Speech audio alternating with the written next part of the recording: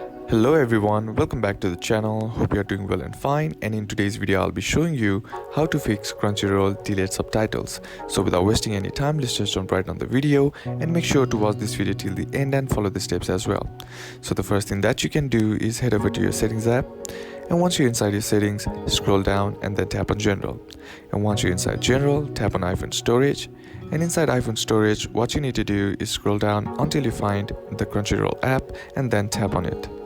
Now once you're inside Crunchyroll, here you'll find the option Offload App. Simply tap on that, which lets you reset the app by clearing all the bugs and glitches that is present in the app which might be causing the issues that you are facing.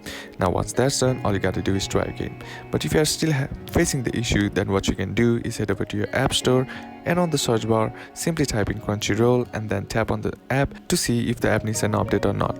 Sometimes the older version also might be causing the issues that you are facing, so just simply updating the app to the latest version will fix the issue.